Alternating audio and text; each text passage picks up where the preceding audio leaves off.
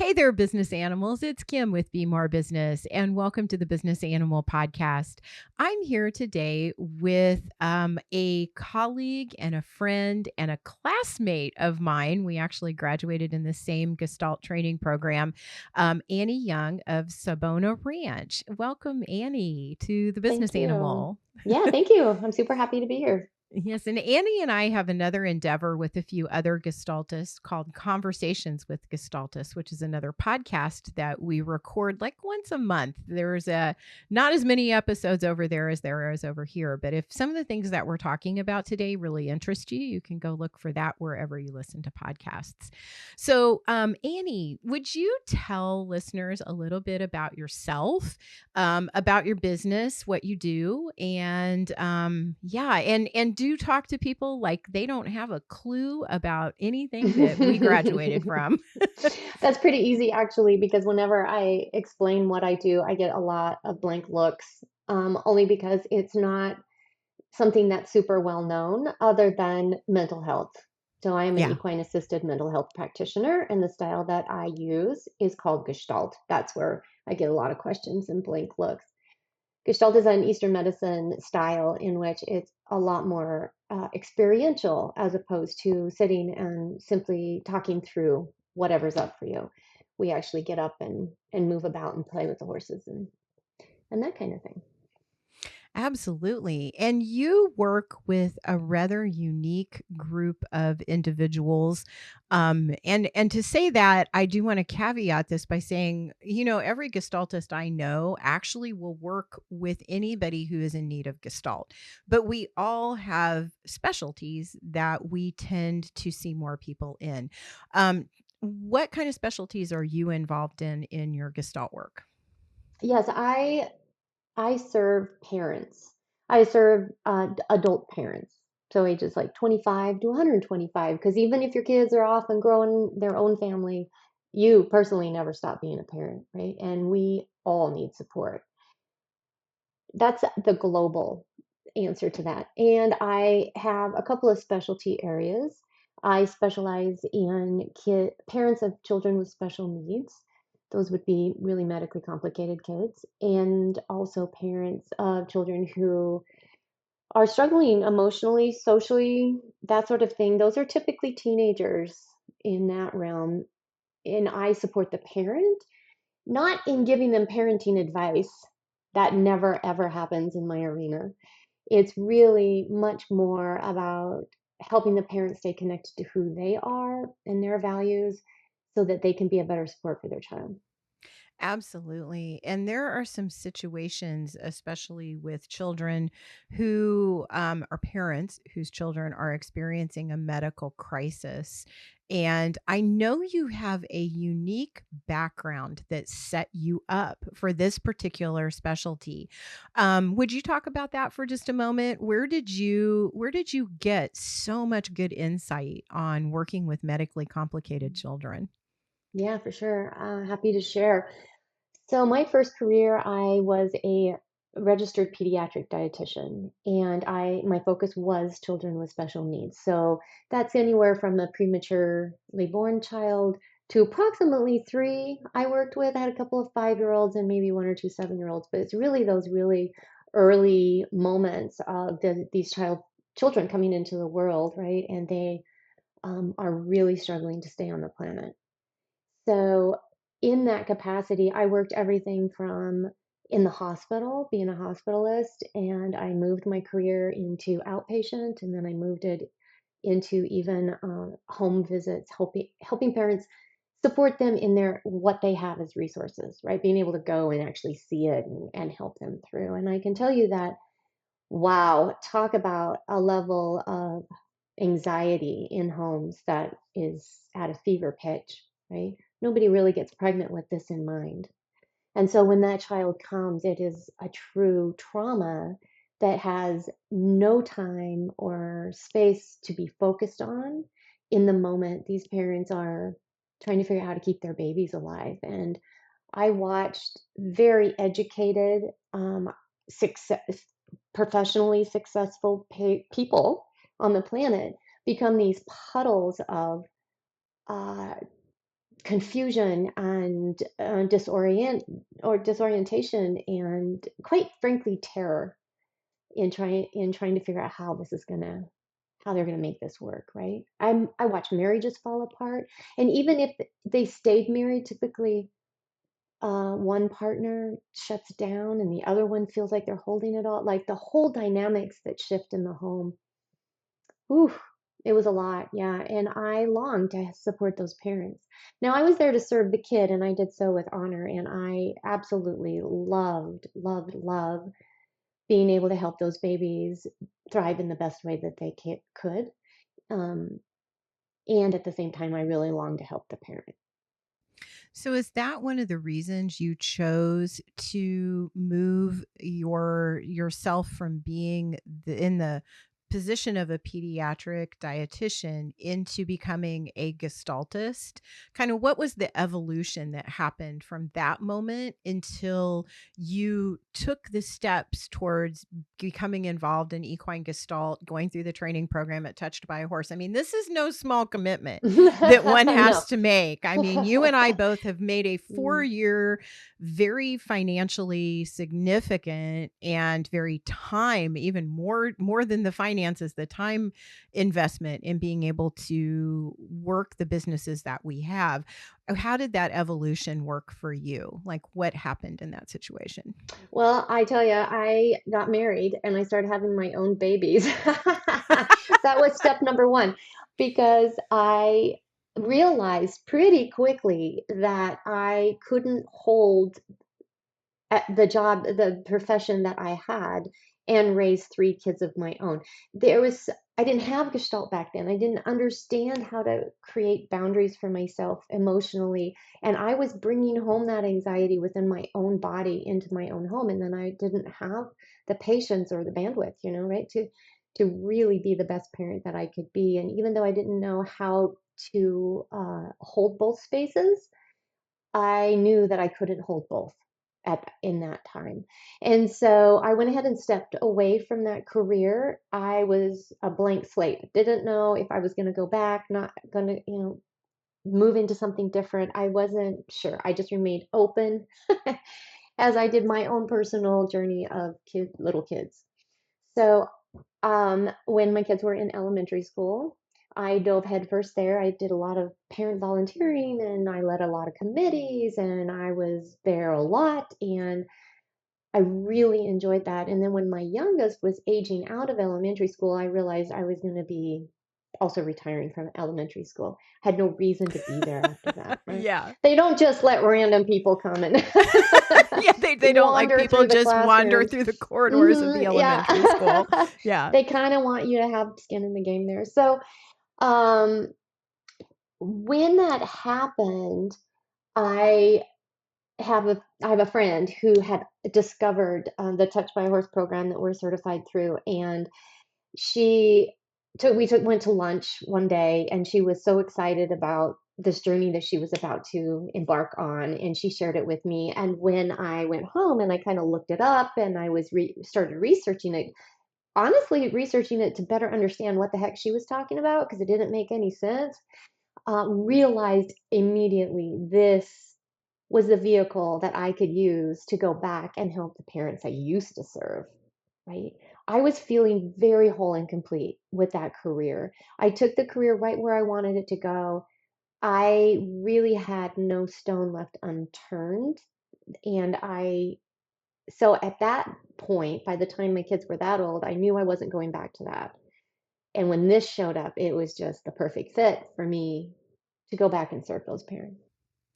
I sit here as we're talking today and I think about how many clients that I have personally had and how many people show up in the business classes that I teach for SCORE and Square One and all these other organizations where I'm really doing basic entrepreneurship.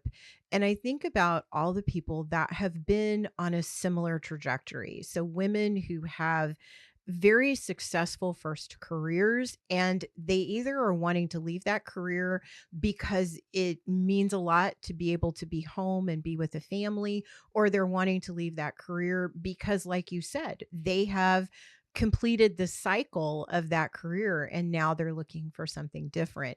And a lot of them are turning to things like life coaching and mentorship and um, services that they recognized in their previous career were really missing from the world. And that's part of the heart of entrepreneurship, right? The best of entrepreneurs look to the world and they see, my gosh, there's this opening that nobody is fulfilling, and or more people could be fulfilling or could be fulfilled in a different way. And that's when they start to create a business around that.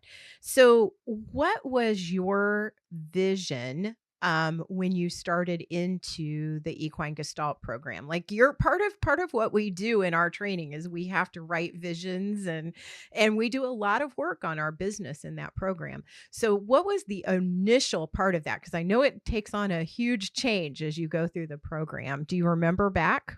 Yeah, had a pretty simple vision. I feel like it was simple.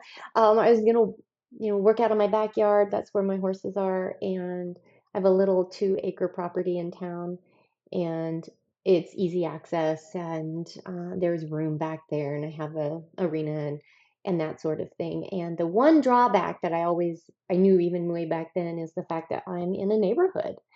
And the more that I learned about Gestalt and the more training that we went through, and I realized just how much expression needs to come out of humans at certain points, like we talk about anger work at some point, and it can be loud, it can be profane, it can be whatever it needs to be for that human to get it out of their body so they can feel lighter and really get in touch with who they are really, right? Not covered up with that. And being in a neighborhood makes it a little difficult to do any kind of a public area, right? You can't have that going on. So my husband asked me one day, he said, put down all your barriers and reasons why it can't happen and just tell me what's in your heart. And I said, oh, that'd be easy. I'd have a ranch somewhere in the hills with trees and somewhere secluded and private where the anger work can be done and clients feel like they're healing just driving onto the property, and it's bigger than me. That's Other coaches can come and coach out of it, and other healing entities can come and spend time there.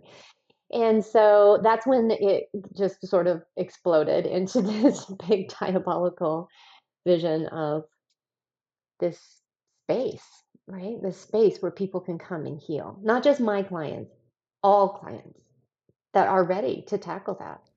I wanted to And provide that so space. Mhm. And so Sabona Ranch really was born in that vision. And so now you've been on a journey over the last few years that I have known you to make that a realization. And I also know there's been a tremendous number of setbacks in that dream, right? Mhm. You Yes, you ma'am. laugh Yes, because ma'am. there's been huge ones, like Yes, ma'am. major life changing. What has that experience been like for you as an entrepreneur to keep on going? Because the tenacity to overcome some of the things that you've overcame is huge. And I know there's other people out there in the midst of their own evolution in their business and their own building that are going back and looking, going, oh my gosh, how am I going to do this? hmm Yeah, for sure. As an entrepreneur, I'm a solopreneur really as well. I mean, my horses are my partners and they don't have a lot of words around the business part. They just want the Yeah. client to show up. Yes. um, they don't care how I get them in the arena. They just want them in the arena so that they can help. So it was quite the journey when I spoke the words out loud and started really hashing it out with my husband, and he pledged to be my investor on the project. Um, then it just was like a snowball of things, right? So first it was breast cancer. Um, and honestly, a, the gift within that was that I needed something to keep me focused on my future. And my husband saw that. And so he was a huge support in getting me out the door and let's go look at this property and let's go look at that property, even though it was quite the feat to get me in and out of our Ram truck because I couldn't use my upper body during reconstruction and all the surgeries and stuff. And it was really tapping into, what fills my cup, what makes my heart sing, and the possibility of this ranch was what was keeping me floating. So then that was January of 2020. So we all know what hit next. March Yep. came, and in between surgeries, COVID hit. And again, the gift that came out of that was that everybody came home. My husband wasn't trying to run my life, his own business as an entrepreneur, and our children, our three kids, running, none of which drove at the time, so they were all being carted about. Everybody had to come home and sit down, and that really helped me heal, and it helped me sit with my vision, and it helped me sit with what do I want in the future and where are we going next. And so then so then we just kind of muddled through it. Man, it was awful getting product to build once we found the piece of property, and there was so many ups and downs. I know all entrepreneurs get to that space, and I am not excluded, where I was like, okay, is the universe telling me to pull myself up by the bootstraps, or is it telling me way too big? um you never really know. You have to you Yeah. have to tap in, right? Tap into that intuition and into your heart, and one baby step at a time. Because I think the biggest lesson that I've learned through all of that is realizing that you can have these big audacious dreams, and the journey as you're going towards that, you find out who you really are, and what your dream really is. Is it that? Is it a retreat center, or is it a simple barn? And it's really okay to let it morph. You can shout it to a bunch of your friends and other entrepreneurs that you're going to build this giant thing. And if it needs to get smaller, it's really okay, as long as you're sticking with your values and your vision of the bottom line, which is, for me, helping people, making a Absolutely. difference for others. I need to fulfill that. I need to do that every day. And I don't need a Absolutely. big retreat center to do it. So I can wait, we've had, like you said, one thing after another. If it wasn't, we were threatened by a fire just recently, and so we were evacuated. And now we're heading into winter, and you can't build in the winter there, because it's just because of the terrain. Um, yeah, you Yeah. really discover what's important. It really helps keep you grounded if you're doing it right, and you're really taking the time, and you're slowing down and listening to your human and your heart. What do I really want? It can morph. It can get big. It can get small, and whatever it needs to be. I help a lot of people write business plans in my day-to-day work. I help people strategize, I help them look at ideation. I spend a lot of time with the business model canvas, which is a way to look at how to develop a business model, and it's something that I dearly love. And one of the very first things I try to teach people is that all of entrepreneurship is a shell game. When something is not working, if you shuffle your focus to a different spot and change that, it really just sends this ripple effect throughout the entire plan, and it can shift it and move it into a different direction. So if it doesn't work for you in one direction, there's always an opportunity to get into a different one. And I think that some people, like myself, find that super heartening. We love the thought of it being able to change. And then there's other people with temperaments, and I know you happen to have the temperament that doesn't necessarily feel Hmm. super comfortable with that. So True. how do you resolve, how do you hold on to, or how do you walk with all of these obstacles that have come up in what you had probably imagined was a smooth and easy progress from where you were to where you wanted to go? I would say, for me, I've had to mindfully and intentionally take better care of myself. And I do that through exercise and those sorts of health, eating better, that kind of thing. And also, and this is also part of something that is not easy for me to do, and that is to sit down and be quiet. The best place to do that is out in the pasture with the horses. Somehow things open up clearer in my mind and in my feelings and in all of the things when I'm with them. And if that's not possible, it's okay. Just mindfully and intentionally taking time out to sit and be quiet and listen, right? Listen to what is next. I can say another nemesis of mine is the whole trust and surrender thing. Yes. I I have difficulty with that one too. dance with that all the time. Oh, yeah, Oh. trust and surrender and go with it. Again, maybe you set out on a certain path, and if it needs to change, it's okay. It's okay to change it. I don't care how many people you told was going to be a certain way. It doesn't matter at the end of the day. Doing what you're born to do and following your heart and intuition, that's really where it's at. It's really where you're going to gain. Absolutely. And I've said this before and I'll say it again, owning a business, being an entrepreneur is a personal growth experience. As a matter of fact, Hmm. I think it is the full immersion personal growth experience because if there's anything in the world that is going to push your buttons, it's going to come up in your business. Like Absolutely. you definitely sign on the dotted line this sort of spiritual, mental, emotional contract that you may not even have read completely when you sign up for this project, but believe me, you signed your name on that dotted line. And however long you become or stay an entrepreneur, it is going to put things up in front of you that make you face being a better person, make you look at choices that you would not have seen in any other way, and really get you to fully understand who you are as a person and how you meet challenges head on. And I Hmm. have to honor the way that you have met so many Aw. of these in your own business.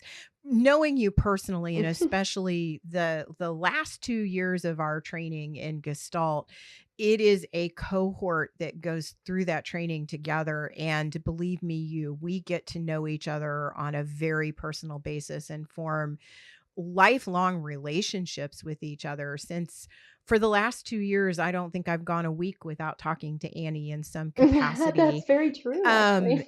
And so, I mean, Ah. it's very interesting. I have very few people outside of my clients, of course, that I speak to on a week over week basis that haven't been like longtime friends or were in this Gestalt program with me. I mean, it is truly a building of each other. And I don't know about you, but I personally thank spirit for being able to put a Gestalt program in front of me to handle the things that I've had to handle in my business and my life.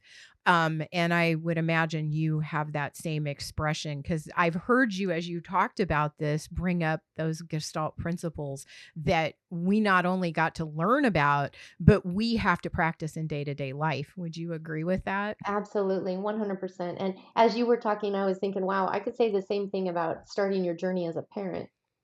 Yeah, Another area in which you are totally facing your flaws. absolutely. Absolutely. They come up, and finding self-compassion around that and figuring out how to maneuver beyond. But yes, absolutely true to being an entrepreneur, true to going through this program of certification where we both have finally reached the master level. That's quite the journey. And thank God for it, for sure. I had three opportunities to find this program, it turns out, and I was only ready during that lunch with my dear friend who was going into the program. That's when I was finally ready to hear it and grab on. hmm So it really is a matter of divine timing, I guess. The universe, like, kind of moving you through. And I just recently was telling somebody how I would never be as effective. as a Gestalt coach if I had not had my first career. Like it has been such an intricate part of my understanding of parenting in the realm of special needs or anytime a child is struggling, whether they're a teenager struggling socially and emotionally. Uh, I just have a different view of that, and it causes a ripple effect in my desire to support these parents through that, help them find self compassion around it. Absolutely. Hmm. So in my personal life story, um, I was not a happy teenager. Mm. And I had a lot of reasons for that. And a good chunk of them was the relationship with my parents. However, my parents were at an absolute loss as to how to work through the things with me. I know my mother struggled immensely with how do I help my child through this incredibly complicated part of her life. And I had depression. I had depression all of the way through my 20s and up into my 30s, and severe at times with suicidal ideation, even attempts. And I know no one likes to talk about those particular subjects, but from a parent's perspective, that is a super hard thing to navigate. Now, for me, I figured a lot of those things out on my own.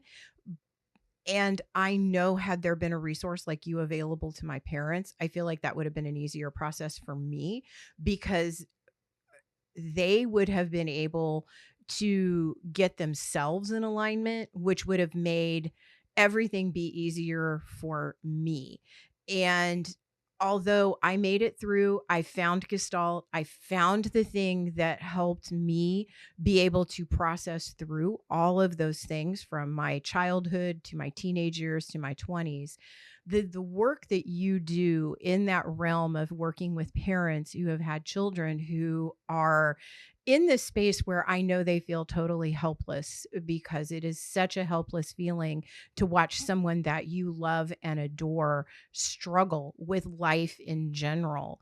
Um, e- Explain a little bit about what that's like to work with those individuals and why you are so passionate about it.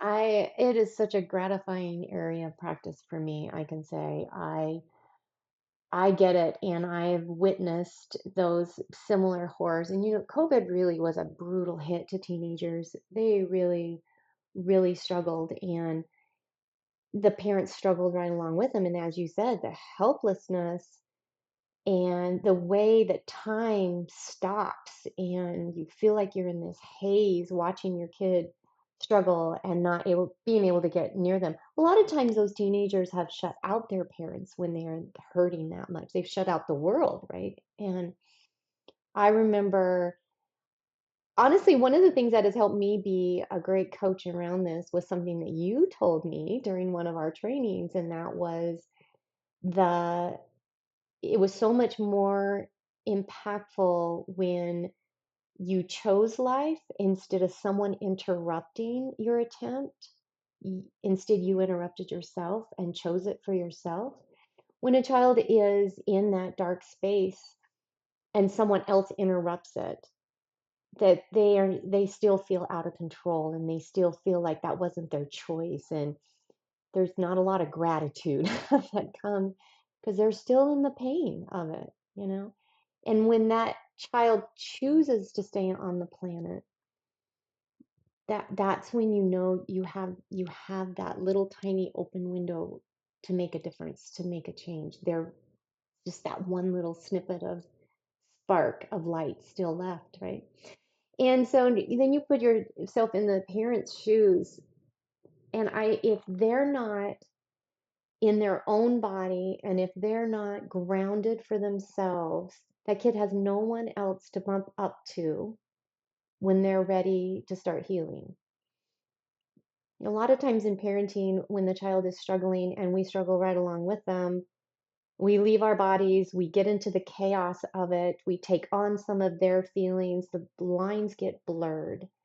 But what I have found is that if the parent can stay in self-compassion, compassion for themselves, they are a much better, stronger, supportive landing pad for their child than they would be if they get sucked into the dark side, if you will, if that makes sense. It's a process too, and nobody's journey is the same. I might have one client that sees me weekly for a year, and I might have one client that sees me every other week or once a month for a few months.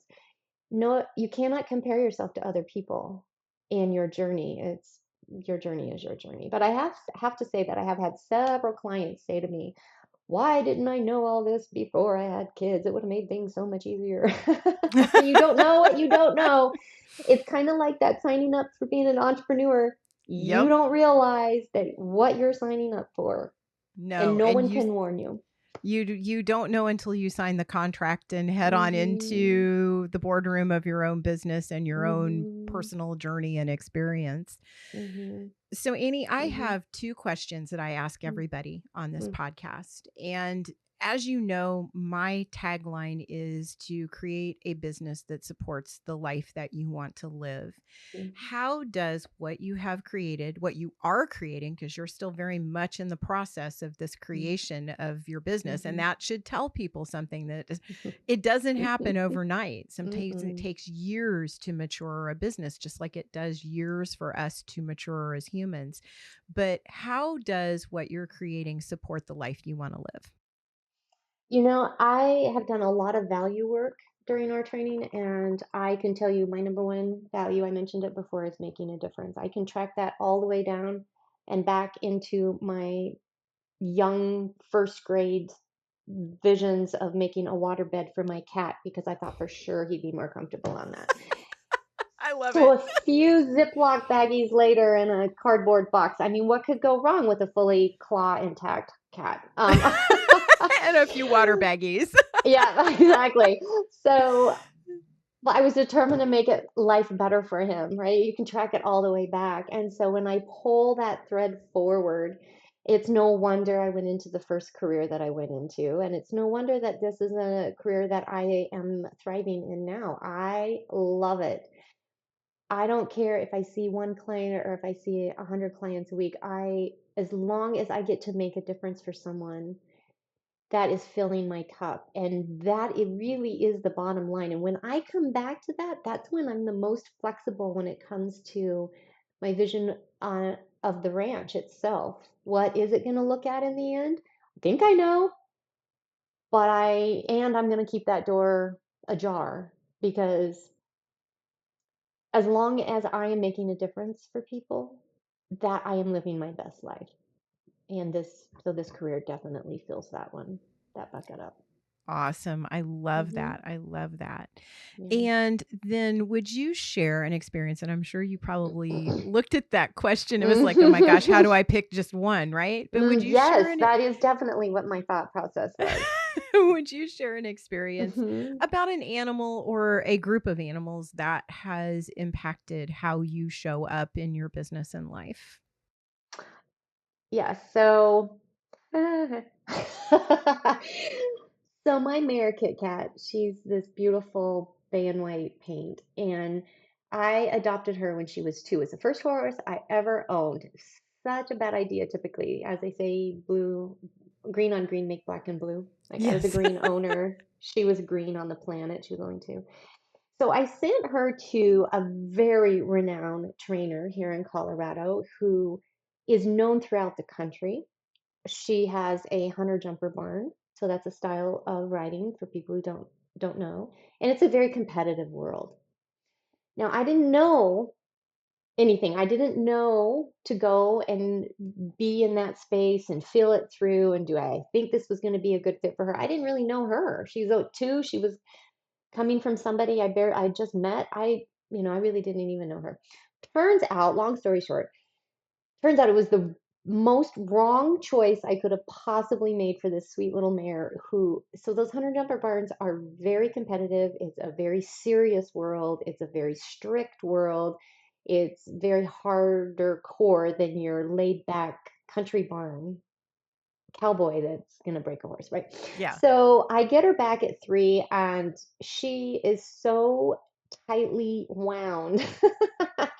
And the lady that trained her, well, I was taking lessons from her as well so that I would learn her how it was going, like how she was being trained. What Kit taught me after I brought her home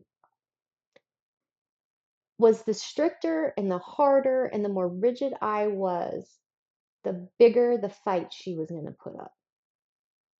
And the more stubborn she was going to be, and the slower the learn was going to be, and the slower the bond between us was going to develop. And it took someone else witnessing what was happening and making the suggestions to me in the right way for me to step back and go, oh my God, I turn into the same person if someone pushes me or keeps me in a strict bind or is harsh with me. I get stubborn. I put up a fight. I don't want to bond with that person. I get distant. All of the things. I mean, she really was the same. We were the same. And I had to learn that even though she's a 1,000-pound animal, the softer I was, the more respectful I was, the more leeway I allowed her to be who she is, the faster the bond, the faster the learning, the happier the union, and the rest has been magical since. Absolutely. Very similar to your experience with your business of wanting to hold on and guide it and make Mm-hmm. sure that it stayed in all of the right things and Yes. keep it as we would use in writing bridled up, right? And Yes. that's not the Yes. way that you make a partnership with a horse. When a horse is Mm-mm. fully bridled up, you are in total control, yes, Mm-hmm. but you're also not having the best ride of your life. When you Right. relax those reins, then you can start to be in a partnership with whatever you're working with. So I think Mm-hmm. that was an ideal story for this audience.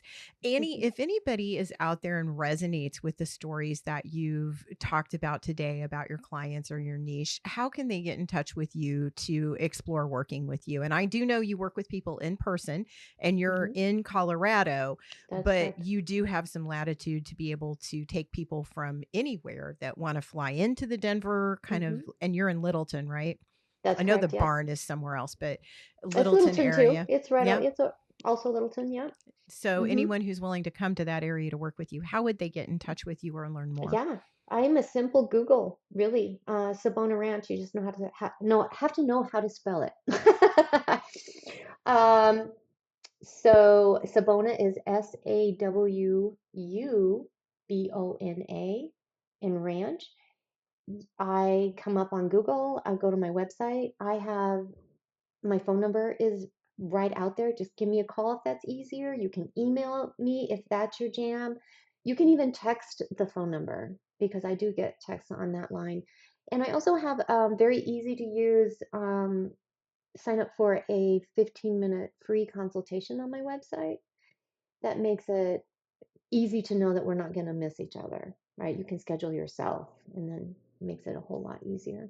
Yeah, I'm out there. I'm on Facebook and I'm on Instagram and LinkedIn, all the Yeah. things. So all And the yeah, places. yeah.